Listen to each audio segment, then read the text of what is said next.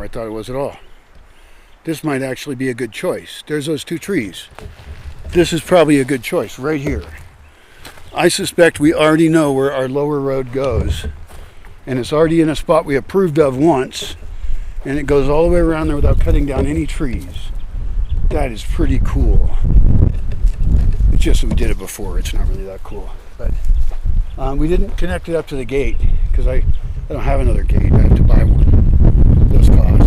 But 2 gates would be really cool. And then I could end up connecting. I mean, there's already a connecting road right here. And so that can connect up different levels of this thing. Because really what we're doing is terracing it.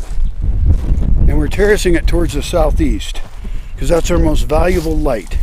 Sometimes I say the morning light's the most valuable light. It's also very valuable. But southeastern, the building is still wanting more heat in some way. You have some systems for sucking up heat. You're not waiting until it's totally south, and so you're doing it when your system is colder. And I don't know, somebody would have to do some math on radiation and shit to tell me if that's smart or not. Oh, this firewood I gotta cut. That's a colossal amount of firewood in there.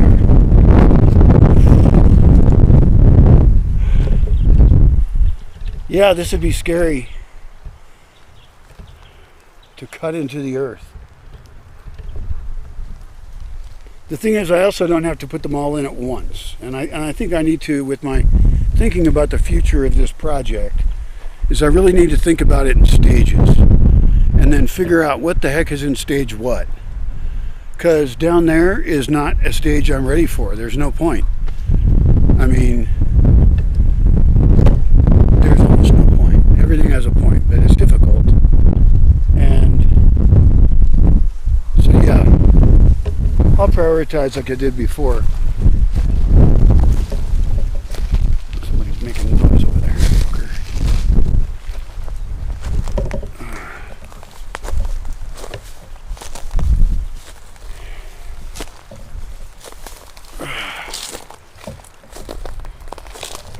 Yeah, I guess that would do it.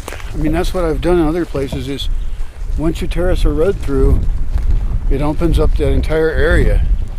And suddenly you can think of all kinds of uses for different spots, because if you can't get to somewhere, it isn't useful to you. So for you anti-development people who don't understand why an environmentalist would want to develop a property, it's because I want it to have a higher value to people than monoculture. I want it to be a fountain of biodiversity. I want it to be a fountain of experiences for people to learn.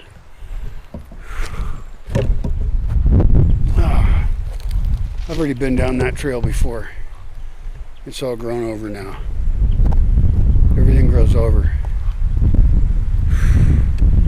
Yeah, this is a perfect idea. The drone will confirm it, probably.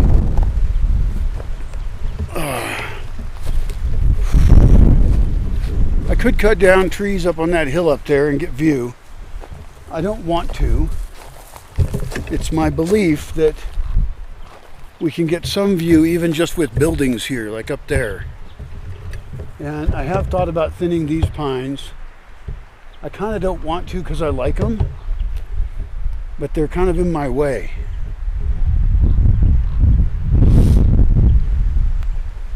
But you know, to say that about a tree is a pretty hardcore thing. It's in this way. It's just a big warfare out here between species to reproduce and own this forest. And I'm one of them. I'm not a tree. Gotta help them out. A lot. I should probably give away a lot of firewood.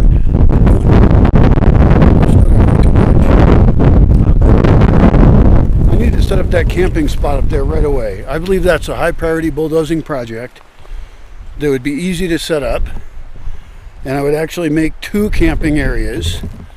And then also build 2 comfort stations.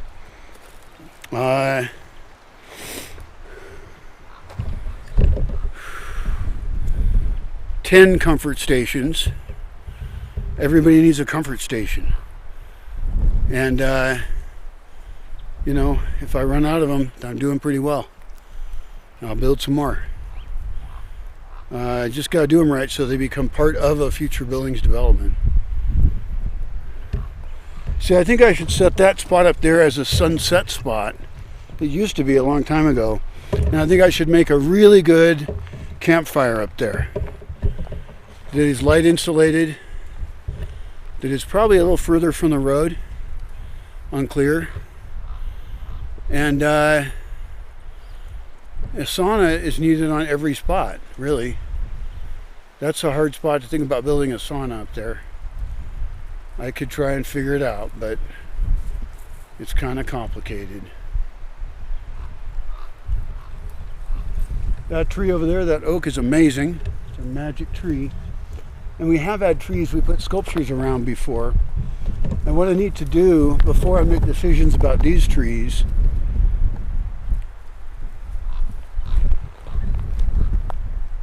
you know, it's tempting to leave all those trees there and cut those ones down. That would open up a view from a building that was right in here and had access to a bunch of flat space. It would not have full view. Part of it would be pine, which is fine. I like pine. So that would do it. And then off of that building, people come, and there's little alcoves and spots to be all through here. We might have a line of shops. I would like to build a lake down there, but I have to read a little more about that. But all the extra water that comes off any buildings, well, all of it should be stored. There should be no extra. That should be like an architectural rule, a law. You have to have enough roof space to store all of the rain that comes in. Because it doesn't matter what your family needs are or your different situation. As a society, we want there to be lots of water. And so I believe that every building, and this is totally fascist rule, I don't know if I might disagree in a second, you know, it's a building code. But I think it's a building code that means that when shit hits the fan, when some drought happens, which it always will, by the way, we've had 2 drought years, there's no reason to think that there won't be 10. We could be super fucked. So I gotta do way better on that. I'm a total failure, but it's all money. No one has the money to invest in something if they're not going to get a return on it. I guess the return I wish people to have is more lifestyle than money. I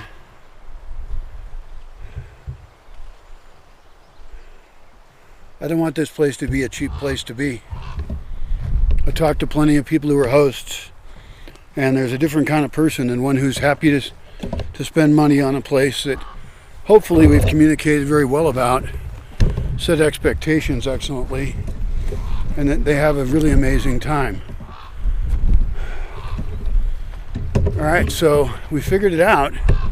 We have just built a town, or the beginnings of one, because once there's an upper road and a lower road, between the two of them, since they're level, every one of those is a buildable lot.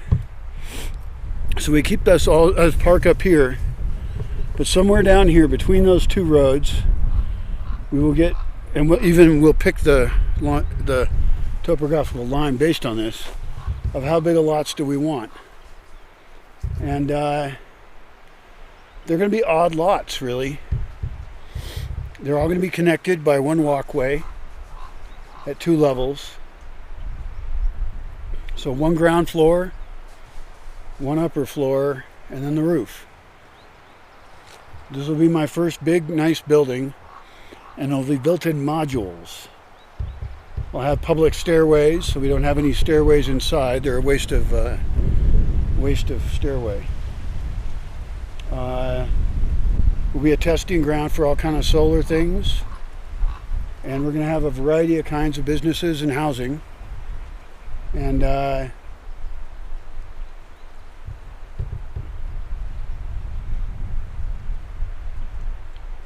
we could have a delivery site down here as well. We want one up there. We could have one here easily as well, where somehow over there, okay, these roads are going to have to connect. And so we have a problem where I don't want them going on the other side of the ravine over there. And so I was thinking something needs to happen in here. Probably a road that goes up and down somewhere, or slanted. I hate slanted roads, but it doesn't matter what we do. The point is, we'll open up for the first time a way that you could actually invest in a piece of land and you would get a lease to that land for a long time. That would be a certain level of trust right there. And you have some reason to be near the road, because there's other places to be if you don't want to be. I don't want to be.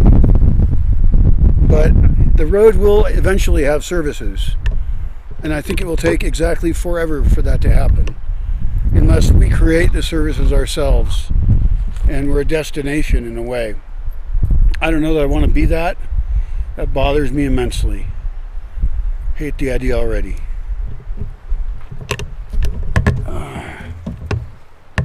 I really see it as a place for a bunch of people who share specific values. And then my hardest problem is essentially to figure out how to discriminate against different values.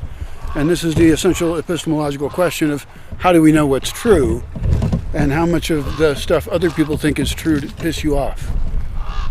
Hey Raven, what are you doing? Where the fuck are you? Oh, you're right there. Hey Raven, what's up? Am I invading your territory? Acting like I am. Jeez, you act so mad. Sorry, dude. Where the fuck's your nest? It's probably in that big tree over there.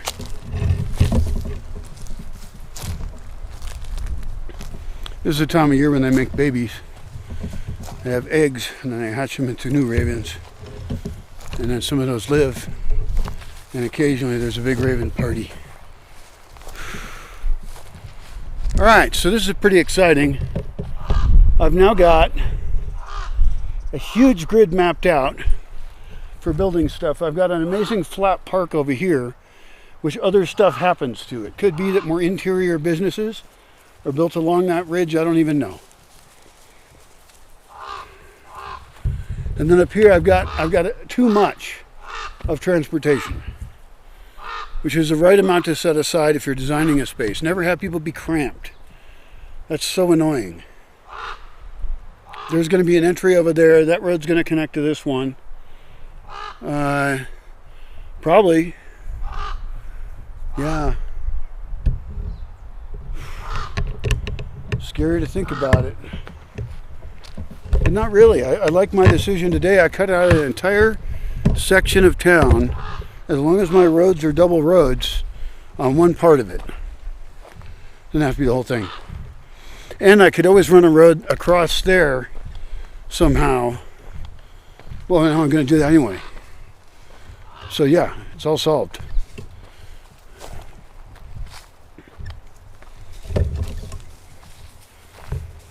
This is a road right here. There's an oak tree growing right in the middle of it. And acacia trees too. That's a fucking road. Well, it would do it. It would open up that whole upper spot, so I'll do it. Won't cost that much. Well, part of it might. What is that raven doing that for me? Huh. I think I'll leave. I guess ravens own part of the forest too. I should train the ravens to do cool shit. Like if I had some food right now in a pouch, I could give food to the raven. Like, I don't even know what ravens like. I bet they're like chickens. I bet they like to eat bones and shit. And nah, ravens are more clean than that. They're not those, what do you call those, scavengers? I don't think ravens, I don't know what they eat. I bet they eat mice. So here we're back down on this dip. It's called a dip. Here I run a bulldozer through there. I want to dig out a big area, fill in past another building, and make a building in there. I may do a road along this here and see what happens. That's scary. It's not really that scary. This used to be 2 roads in here, now it's only 1 when I'm grew over. Oh, fuck. Why am I walking around? Oh, because it's nice out. So yeah, this would all get blocked off. There'd be a security station right across that, which would let a lot of people into here and route some of them up that way.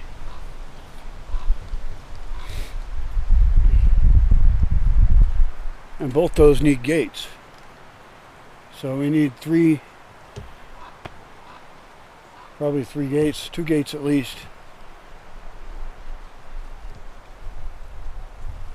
Yeah, 2 gates. And then another gate over here, and yeah, it's like 4 gates. That's expensive. And then all this area in here, I was talking to the guy about having a wellness center here.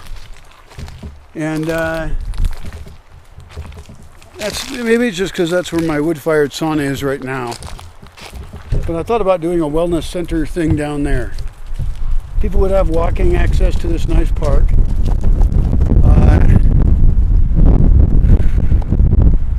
I would have to build a solar sauna somewhere nearby. Right in here would be fine. My whole vision of this part of the land has changed.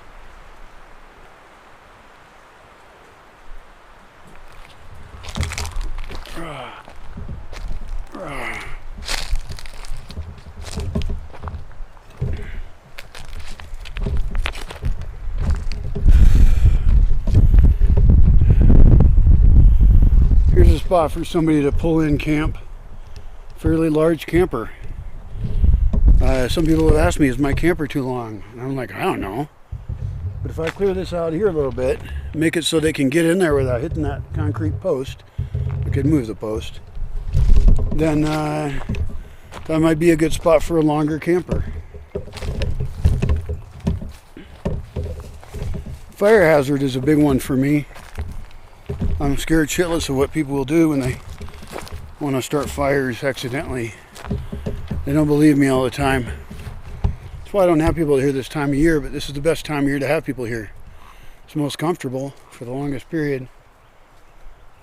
So I have to start my own forest fires with some friends and get a lot of plant material out of here and under control. And then I do need to start building walls. Walls will protect against fire, and so will real roads. Much wider roads. And then space on those roads for stuff to exist. You know, hedgerows, stores, all kinds of stuff. And then build each community as self-sufficient while having storefronts for every kind of product you can think up. What they use them for is another matter, but a product space can be fairly generic. So some of them would be workshops, not noisy, or put all noisy ones in the same place. People who live right behind their shop too. There is no point in commuting. I would like to officially get rid of the commute by claiming that zoning should allow for living in your business. And those businesses might be outside the walls of your community and also have a storefront inside of it. And you might open or close those at different times of the day depending on who you wish to serve. You know, and maybe somebody has to buzz at the public one. And public doesn't mean public. It means people in one of these various communities.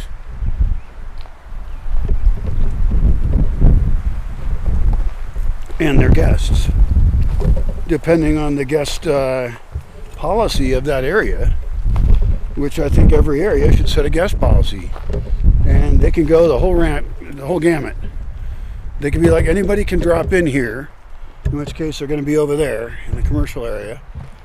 And I don't want a lot of that, but then again, it could be an income for the community where we actually rent spaces to business owners and have things like supporting composting toilets and spaces to park and water available to buy, you know, real basic shit.